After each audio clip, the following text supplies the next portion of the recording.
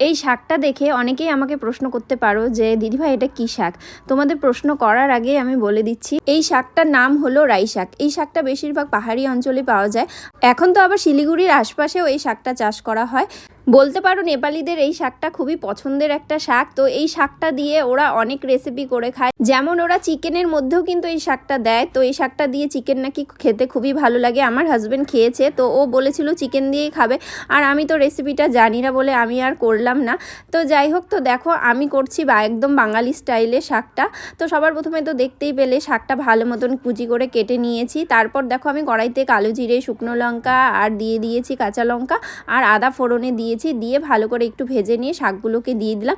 এরপর ভালো মতন শাকটাকে নাড়াচাড়া করে নিয়ে পরিমাণ মতো লবণ হলুদ দিয়ে আবারও ভালো মতো নাড়াচাড়া করে জলটাকে শুকিয়ে নেব। আর সবার প্রথমে তো দেখতেই পেলে ডালের বড়িগুলোকে আমি ভেজে নিয়েছি। তো এখানে 5-6টার মতন বড়ি নিয়েছিলাম, তো সেটাকে ভেজে ভালো করে হাত দিয়ে গুঁড়ো করে নিলাম।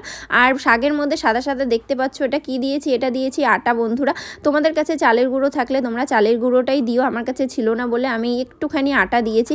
একটুখানি চালের গুঁড়ো বা আটা দিলে শাকটা একটু আঠালো টাইপের হবে, কেন কি এই শাকটা না একদমই মজে না, মানে একটু তাকিয়ে তাকিয়ে থাকে। তো যাই হোক, তার জন্যই আমি দিয়েছি। তো আমাদের কিন্তু শাক ভাজার কমপ্লিট হয়ে গেছে। তো কেমন লাগলো রেসিপিটি অবশ্যই কিন্তু জানিও, আর তোমরাও বানিয়ে খেও। আর সবাই ভালো থেকো, টাটা।